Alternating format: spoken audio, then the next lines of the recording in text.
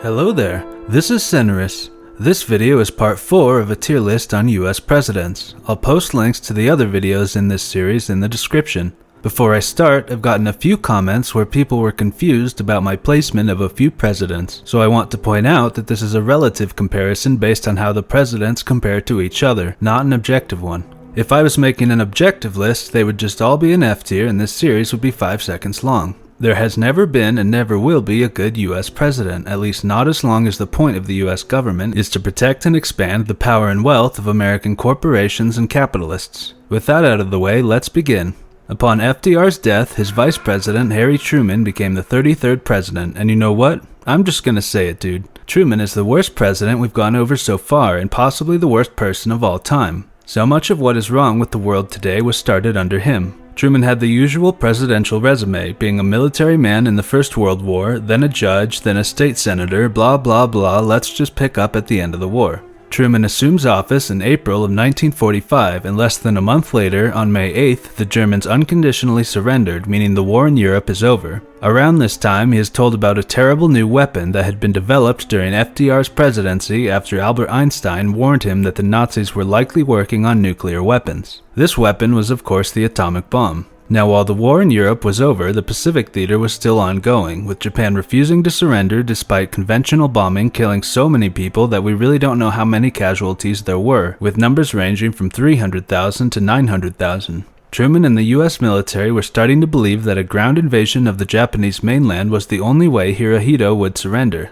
Shortly before this planned invasion was to take place, the atomic bombs were finished and Truman authorized use of the bombs on 2 Japanese cities. This of course makes him the only person to use nuclear weapons in history. The first bomb was dropped on Hiroshima and the second a few days later on Nagasaki, killing over 200,000 civilians, injuring God knows how many more, and an unknown amount of deaths and birth defects from the radiation in the following years. Truman claimed that the bombs were necessary to save lives because a ground invasion would have cost hundreds of thousands of lives on both sides, and he maintained that for the rest of his life. And if your history teachers in school were boomers that grew up in the Cold War, that is almost certainly what you were taught as well. But it's total bullshit. The Soviets would have inevitably defeated the Japanese. The US had already killed 3 times as many people with conventional bombs than the atomic bombs killed, and if you want to make the argument that the sheer power of the bomb is what made the Japanese surrender, then the Americans could have dropped them on an uninhabited area instead of over cities filled with civilians. Truman was an evil cunt that wanted to play with his new toys, and the entire human race has lived in fear of nuclear annihilation ever since. This of course leads us to the Cold War, which was also started under Truman. While the Western leaders of the Allied powers, particularly Churchill, were always wary and suspicious of the Soviets, as the idea of a communist revolution was a direct threat to the capitalists and corporations those Western leaders served, FDR did have an openness, if only a practical one, to work with Stalin and compromise with him at times with regards to how to manage the situation in post-war Europe. These plans were mostly formalized in the Tehran and Yalta conferences and later the Potsdam Conference. During these conferences, all of the big 3 leaders of the Allies had different agendas and visions for Europe. Churchill, who viewed Stalin with utmost distrust and hatred, wanted Central and Eastern Europe to become capitalist buffer states between Western Europe and the USSR, particularly Poland, and for all these states to become what Western governments refer to as democracies with free and open elections. Basically, he wanted the West generally, and Britain specifically, to become as economically powerful as possible and the USSR to be as weak as possible. Stalin wanted heavy war reparations to be paid to the USSR by Germany due to the immense number of deaths caused by the Nazis, as well as harsh treatment of surviving Nazis, and also a sphere of influence over Central and Eastern Europe, basically the opposite of what Churchill wanted. FDR's main concern was getting the Soviets to play ball with both joining the war with Japan in the Pacific and joining the UN. FDR was also more sympathetic and compromising with Stalin's wishes for how to treat the Nazis and what to do with Germany, as opposed to Churchill, who wanted a more lenient approach to Nazi war criminals. It's also important to note that the Soviets had the strongest hand to play with regards to their agenda at the Yalta Conference due to the Red Army's advance on Germany that would inevitably take Berlin, which they did 3 months later, and so this played into FDR's willingness to compromise with Stalin at the conference. FDR, of course, passed away shortly after this, and so at the third and final of these conferences between the big 3 Allied leaders, the Potsdam Conference, Truman represented the US instead. Now, Truman had always been more of an anti-communist than he was opposed to fascism, which led to his unwillingness to work with someone like Stalin. As a senator in 1941, he remarked, "If we see that Germany is winning the war, we ought to help Russia, and if Russia is winning, we ought to help Germany, and in that way let them kill as many as possible." Real blue-brown alliance energy right there. Truman was much less compromising than his predecessor with the Soviet leader, and at times strangely boastful even. When Truman received word of the first successful test of the atomic bomb, which occurred while the conference was going on, he bragged to Stalin that the Americans were in possession of a powerful new weapon to use against the Japanese. Stalin's reaction basically amounted to, "Cool story, bro, I hope that works out well for you." As unbeknownst to Truman, Stalin had known about the weapon even before Truman did, due to Soviet spies embedded within the Manhattan Project. Truman's unwillingness to compromise and reversal of some of the agreements made by FDR and Stalin at the earlier Yalta Conference was one of the things that started the unraveling of the relationship between the US and the USSR over the next few years, and the full-blown start of the Cold War by 1947. U.S. foreign policy during this time became known as the Truman Doctrine, which advocated for supporting democracy by actively stopping the advancing of communism, including supporting reactionary forces, warlords, and fascist movements in proxy wars against popular revolutions all over the world, a practice the U.S. military and State Department continue to this day. To learn more about the U.S. government's alliance with fascists to fight communism, look up Operation Gladio and Operation Paperclip. Between the Truman Doctrine, the first successful nuclear test by the Soviets in 1949, and the overthrowing of nationalist Chinese forces by the Communist People's Liberation Army, it was easy for the U.S. government under Truman to convince most of the American people that communism was an evil, amorphous force hell-bent on world domination, and one that could spring up anywhere if we aren't diligent enough, which again continues to this day. This paranoia culminated during Truman's second term in the early 50s, with the Second Red Scare and McCarthyism leading to rampant unfounded accusations of communism among various communities and industries, especially in academia and Hollywood. Throughout the Cold War, which lasted from the end of the Second World War until the dissolution of the USSR in 1991, the US and the USSR were constantly ramping up their stockpiles of nuclear weapons in an arms race, out of fear and distrust of one another. Despite several arms limitation treaties throughout the decades, both countries had at least 10,000 nuclear weapons by the mid-1980s. There were several nuclear close calls due to either human or technological errors that led one country to believe the other had launched a nuclear weapon and could have blown up into a full nuclear war, which due to the military doctrines of both countries likely would have led to both countries launching everything they had at each other and getting us all killed. As a reminder, the guy most responsible for creating this world we inhabit, where we could all die at any moment because of a miscommunication or computer error, is Harry Truman, the only person in history that opened Pandora's box by authorizing a nuclear strike. But we're not even done with him yet, because he almost let it happen again in the Korean War. Now, I could make a whole video about the atrocities committed by the US in the Korean War, and I will likely do so at some point, so I'll just give you the TLDR. Korea was divided between the Communist North and Capitalist South as part of the post-war agreements between the USSR and the West, with Stalin putting Kim Il-sung in charge of the communist government and the West setting up free and open elections, which were rigged by Syngman Rhee and his cronies to put him in power. By 1950, both factions were agitating for war with the hope of conquering the peninsula. Kim Il-sung went to Moscow to convince Stalin that starting the war with the South was a good idea, which he eventually agreed to as long as Mao and his PLA also agreed to help, while Syngman Rhee had started mass executions of communists and suspected communists in the South with death tolls in the tens of thousands. There were numerous border skirmishes, mostly caused by the South, leading up to the war, which is generally considered to have formally started on June 25, 1950, when the North began invading the South and took Seoul 3 days later. Syngman Rhee fled the capital and ordered more massacres of communists and communist sympathizers, killing between 60,000 and 200,000. While the USSR of course knew of the impending invasion, the US was caught with their pants down and scrambled to respond, fearing that the war could escalate into communists controlling the entire region if the South Korean government fell. Despite the US's support of fascists and anti-communist dictators like Syngman Rhee since the end of the war, the US military was quick to compare the actions of the North to Hitler, Mussolini, and Hirohito and mobilized for war. The UN Security Council, which was supposed to approve UN actions in situations like this, was bypassed by the US, as the USSR, which was at the time boycotting the council due to China's seat on the council being occupied by the illegitimate government of Taiwan. Despite the objection of the Soviets and the rules of the Council being that a unanimous vote by all 5 permanent members was required, a resolution was passed to assist the South. The North Korean People's Army pushed south through the rest of the summer of 1950 until September, when UN and Republic of Korea forces repelled them at the Battle of the Pusan Perimeter.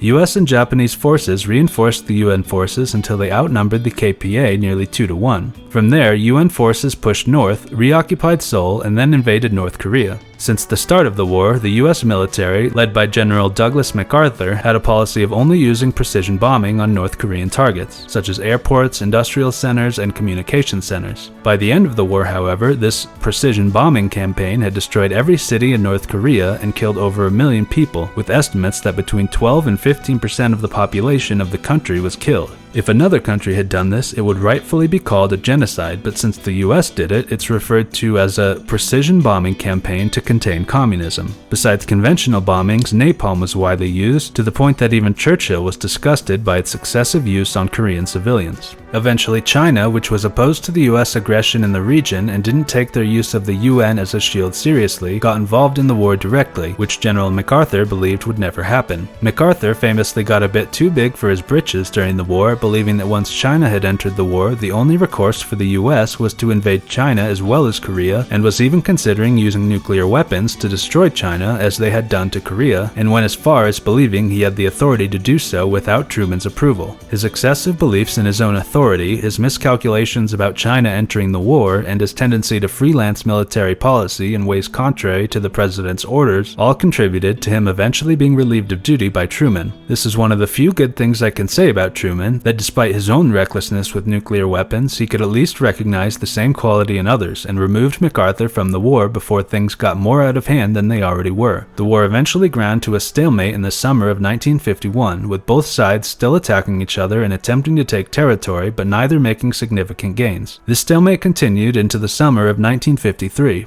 Over the course of his second term, Truman became very unpopular at home, largely due to the corruption in the federal government, including a large IRS bribery scandal. He was so unpopular by the end of his term that he decided not to run in 1952, so he never even saw the end of the disastrous war he started. I struggle to have anything good to say about Truman. He is credited with racially desegregating the military, and of course undoing the racist policies of the federal government is a good thing, but when you consider the sorts of horrible things the military was doing at the time, it strikes me as the Cold War version of having more female drone pilots of color. Intersectional acts of genocide aren't something worth celebrating in my book. So for being the only person to use nuclear weapons in history, and his virulent anti-communism, both which have contributed to nearly ending the human race on several occasions, his genocidal actions in Korea, the Truman Doctrine, and the sort of permanent Red Scare the people in the US have lived in since his presidency, which has brainwashed most of the population to be unable to even conceive of US politics moving in a leftward direction that was immensely popular under his predecessor FDR, Truman is the worst and the lowest ranked president on this list so far. He gets the unique achievement of somehow being 2 slots below the previous worst entry. He's worse than Woodrow Wilson, and he's worse than literal Satan.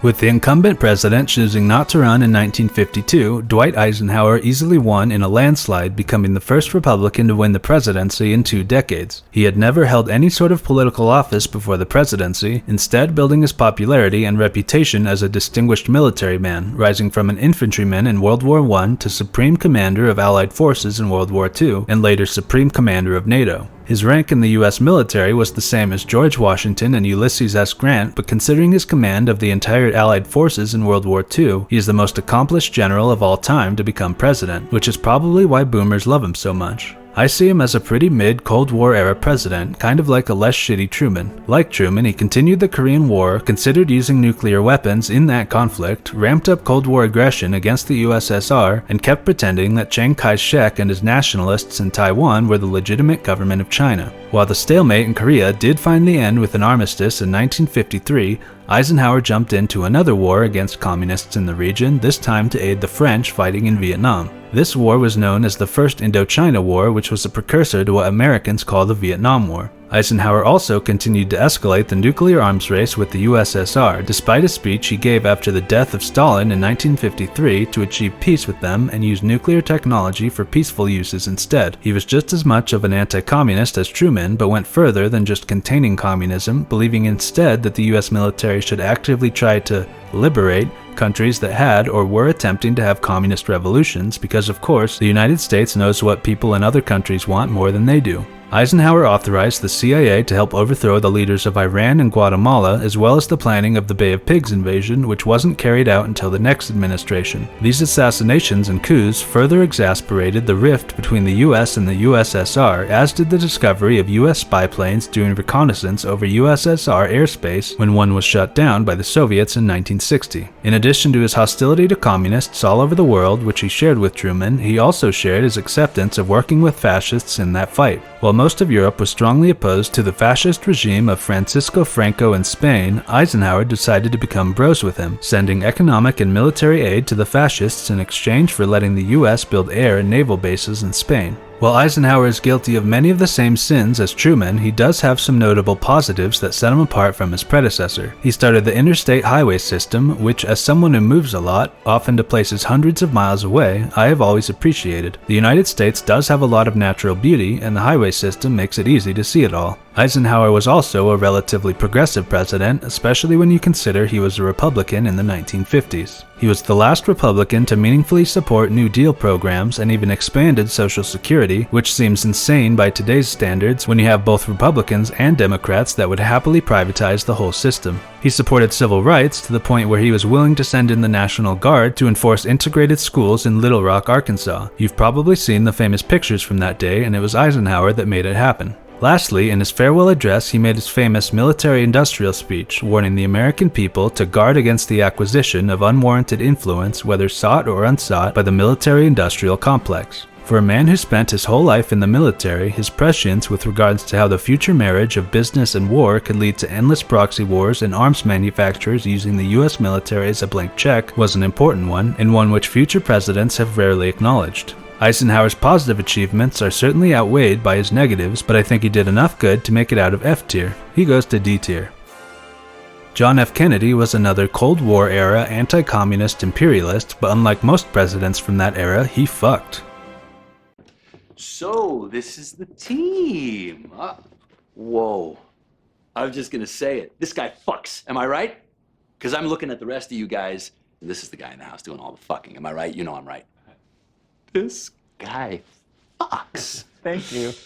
A legendarily charismatic president, he is one of the most beloved presidents of all time. Kennedy was born into a rich family in Massachusetts, attended Harvard University, and later joined the Navy during World War II. His ship was sunk during the war and he was seriously injured but managed to save several of his crewmen, which made him a war hero, but also inflicted him with a lifelong struggle with chronic pain. He later became a representative and then senator for Massachusetts, which set him up to run for national office, which he narrowly won against Richard Nixon, the then vice president. His performance in the first televised presidential debate greatly helped his campaign, as he appeared calm and charismatic relative to Tricky Dick's nervous, uncomfortable disposition.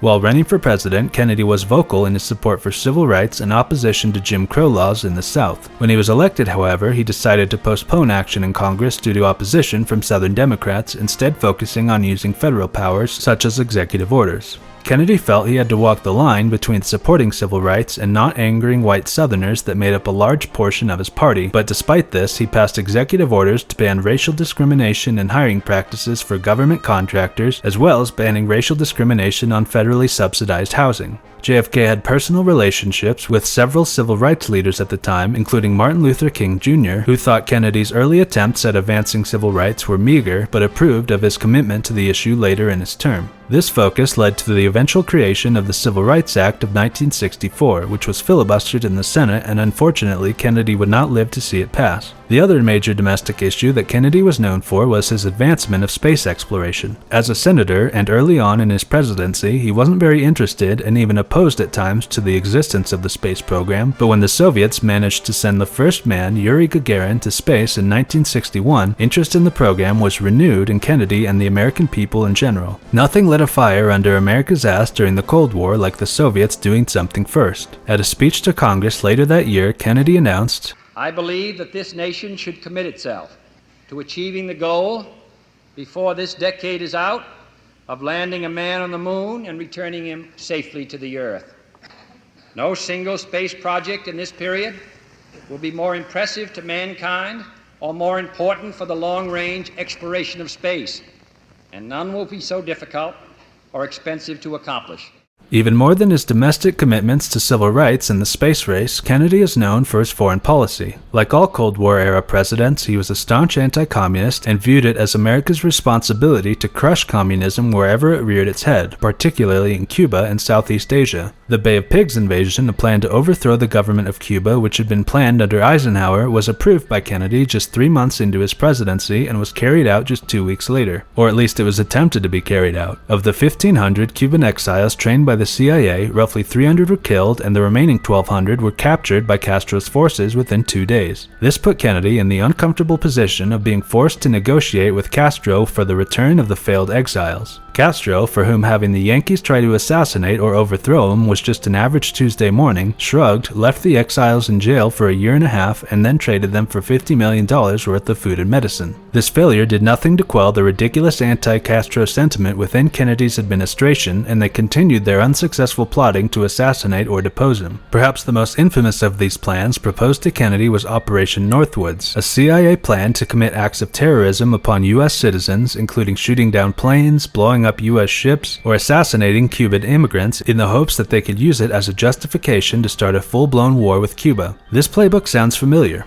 This plan was approved by the U.S. military but thankfully rejected by Kennedy, who had a growing distrust of the CIA and military men close to him after the failed Bay of Pigs fiasco. His problems with Cuba weren't done, however, as in October of 1962, CIA spy planes located ballistic missile sites in Cuba capable of reaching the U.S. mainland, possibly with the intention of a nuclear launch. This put Kennedy in the dilemma of how best to deal with the situation. Direct attacks on the site could lead to nuclear war with the USSR, but doing nothing and having nuclear missiles pointed at the US from just a few miles away was unacceptable. This was further complicated by the fact that Eisenhower had installed similar missile systems in Turkey, and it would obviously be seen as hypocritical to the international community for Kennedy to demand the removal of missiles from Cuba while he had them right next to the USSR in Turkey. Eventually, Kennedy decided not to attack the sites from the air and instead to blockade Cuba and prevent more ships from the USSR to arrive there. Kennedy and Khrushchev had secret talks to come to an agreement to resolve the crisis, as both knew it could quickly escalate to full-scale nuclear war, and indeed was possibly the closest we have ever come to that. In the end, Khrushchev agreed to have the sites inspected by the UN and all nuclear material removed in exchange for the US doing the same in Turkey. Or at least that's the official story, but real heads know the Cuban missiles were actually removed in exchange for the CIA returning Dr. Nikolai Stepanovich Sokolov to the secret Soviet base OKB-754 to continue work on the Shagohod.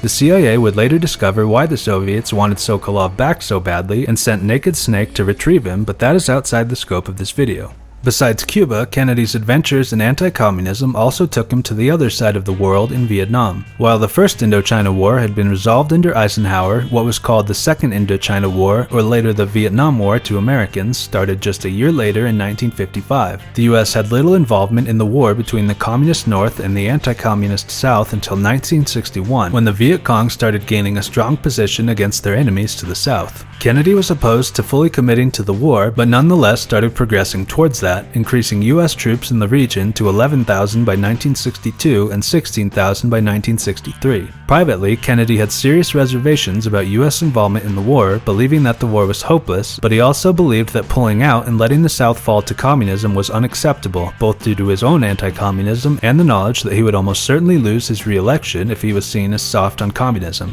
Being surrounded by insane warmongers like Robert McNamara and Allen Dulles certainly didn't help in that regard. We'll never know what Kennedy would have chosen to do in Vietnam because he was assassinated later in 1963 while traveling in the presidential motorcade in Dallas, Texas. He was shot twice, once in the back and once in the head, with both shots allegedly shot by Lee Harvey Oswald, who claimed that he never shot anyone and he was just a patsy. The Warren Commission was quickly assembled by Kennedy's successor, Lyndon Johnson, and the commission found that Oswald had acted alone, and the strange patterns of the bullets that didn't seem like they could have come from one shooter could be explained with a single bullet theory, also known as the magic bullet theory. To this day, the majority of Americans don't trust the official story and instead believe that the assassination of JFK was part of some sort of conspiracy and subsequent cover-up by some combination of the Mafia, the CIA, pro-Castro Cubans, and anti-Castro Cubans. Regardless of the truth behind the official story of the assassination, it resulted in JFK being regarded as a martyr for civil rights and the anti-war movement, as many believed he would have ended U.S. involvement involvement in the Vietnam War and pass much more civil rights legislation and executive orders if he had gotten a second term. I'm personally skeptical that he would have been that different from Truman, Eisenhower, Johnson, and the rest of the Cold War era presidents, as he was just as much of an extreme anti-communist that felt just as beholden to the wishes of white Southerners over the rights of black people as any of his contemporaries. I view him as similar to Eisenhower in that he did a bit of good with regards to civil rights that is overshadowed by his foreign policy sins, he brought us close to nuclear war, and he is pretty overrated considering how much boomers and liberals love him. D tier. Thanks for watching. If you enjoyed the video, please like and subscribe and stay tuned for the next video in this series where we'll talk about the rest of the post-war, pre-neoliberal era presidents. Peace.